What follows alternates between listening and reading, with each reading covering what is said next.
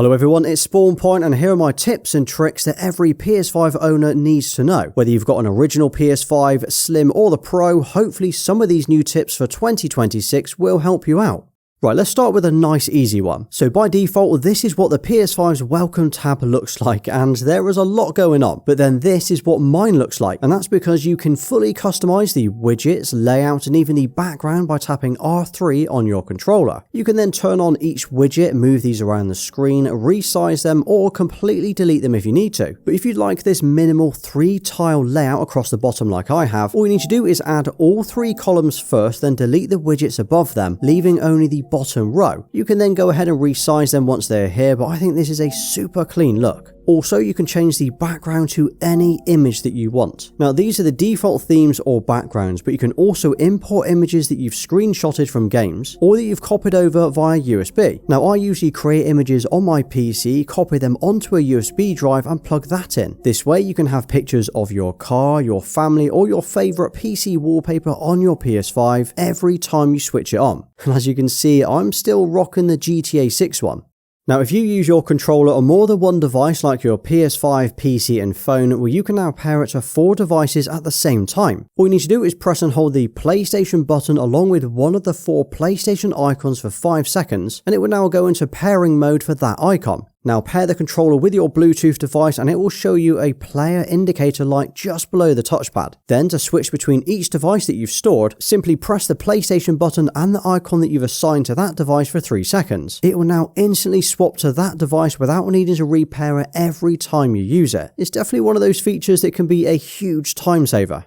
And here's one that Sony never really explained, but it was added quietly last year, and that is for the PS5's new energy saving mode. Under Settings, System, Power Saving, and then the Power Saver for games, you can enable the Power Saver mode. It now means for any games that support it, which those that you have installed are listed below, these will use less power during gameplay, in turn reducing the running costs, lowers the heat output, and actually makes the console run a little quieter. So it's perfect for those late night gaming sessions where the reduced noise and heat could be welcomed. Now once you've enabled it, you will see this little icon next to the games that support it on your dashboard, in case you wondered what this actually meant.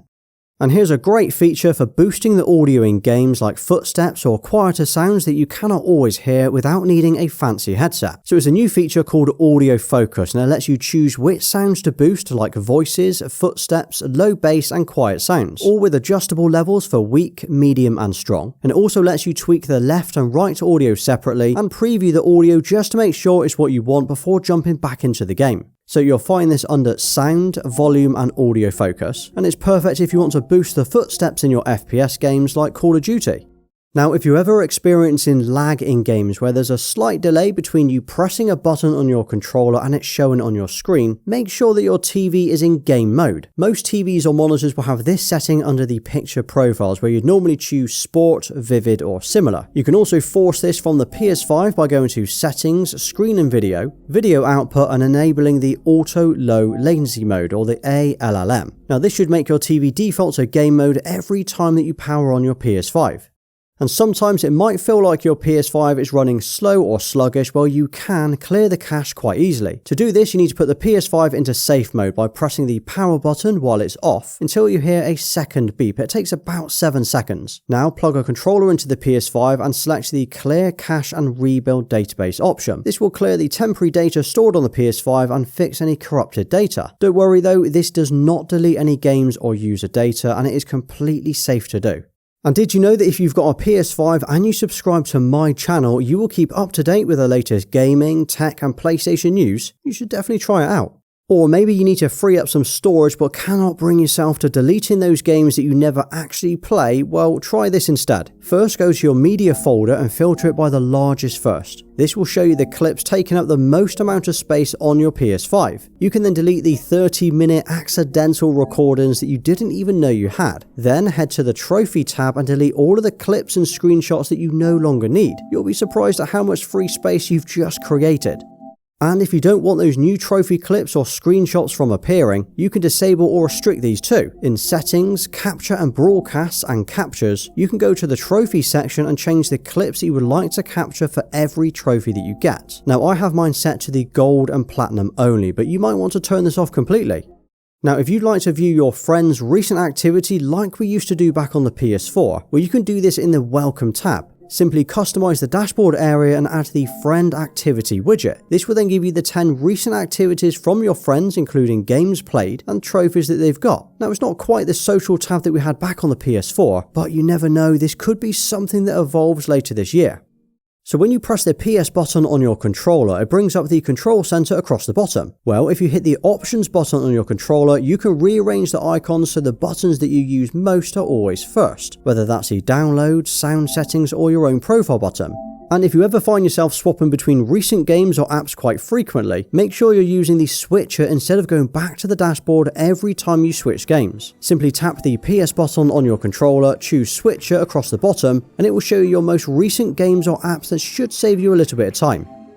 Now, the adaptive triggers on the DualSense are pretty cool, as you're able to feel the resistance in every game that you play, but sometimes you don't want or need it, especially if you're playing competitively or FPS games. Well, you can reduce the adaptive triggers or turn them off completely. Just head over to Settings, Accessories, Controller, and then Trigger Effect Intensity, and reduce this setting to what you would prefer. Definitely go with off for your FPS games where you need that rapid fire.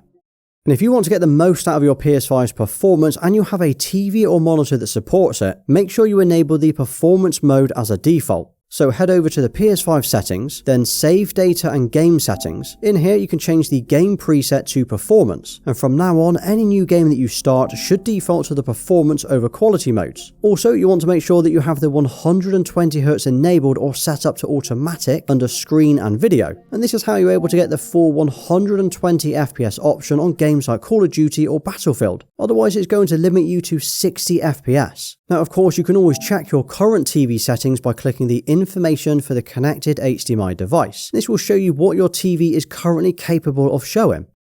Now, we all love this sound, right? You know it's game time and you're locked in. But let's be honest, not everyone's a gamer and that sound can really piss some people off. Well, if you go to Settings, System, and Beep and Light, you can either reduce the volume or turn it off completely. And this is an absolute game changer. And now, so you can choose whether the inbuilt mic on your controller is on or off by default. Head to Sound and Microphone, then change the mic status when logged in to either on or mute. That's depending on what you prefer. Now, I always have mine set to auto mute, and that way that I can unmute it when I'm ready to play and not when it's first powered on. Also, if you long press the mute button on the controller, it will mute not only your microphone but all of the audio coming through the TV. A cool little tip, as you've always got your controller in your hand. And if you're tired of booting up your PS5 only to be welcomed with system or game updates, make sure you use these options so it will update when you're not using it. Go to Settings, System, Power Saving, and Features available in rest mode. You can then enable the Updates option here. This will then let your PS5 update in the background when you're not using it, saving you more time to game. Now, I know that some users will say using rest mode is the worst thing that you can do, but seriously guys, I use it every single day on my consoles and I've never had a problem. Now, we know that storage can be expensive, where you can use a cheaper external hard drive or SSD to store your PS5 games on instead, so you don't need an internal M.2 drive. You'll be able to store them all on the drive, but when you want to play these games, just copy them back onto the PS5's internal storage. This way you're spending less on storage, but you've still got your full library of games without having to download them all again. And this is also a great way to store all of your PS4 games, because you can store as well as play them from an external drive. And if you like to show your mates that you're online or what games you're currently playing, but you don't want to be annoyed with pop-ups, trophy sounds, or invites, make sure you're using the Do Not Disturb status from the profile dropdown, because what this does is it stops any pop-ups from distracting you while you're playing those story-driven games. Now, of course, you're able to share your screen to other friends via the game base area, but did you know that you can also give them control of your game? So on supported games, you're able to provide them virtual access to your game where they can take control and play it for you. Perfect if you're struggling in a boss battle and you could do with that little bit of help. And if you want to set up console sharing where you can share your game library with a friend, you can do this by enabling the offline play. Now, this is under Settings, User and Accounts and Other. In here, it will not only allow another user to play your games, but it also means you can play your games offline when you have no internet. Perfect for playing away from home or when the PSN servers go down again. And you'll be pleased to know that the retro themes are back and they're here to stay. If you head over to Settings, System and Appearance, you will find a theme for each of the previous gen consoles. There's the PlayStation 1, PS2, PS3 and PS4. They add this overlay across the top of the screen, and they even add the sounds from the console as you navigate through the menus. A pretty cool feature if you love that retro vibe. So those were my top PS5 tips to know in 2026. Let me know what's the best PS5 tip that you wish you knew sooner, or any big ones I've missed today. Now drop a nice PS5 tips in the comments and I'll give you a thumbs up for staying right till the end. And if you did enjoy today's video, check out my PlayStation Plus video next, as it covers everything that you need to know about that in 2026. Well, thanks for watching, please like, subscribe and follow me everywhere. Until next time.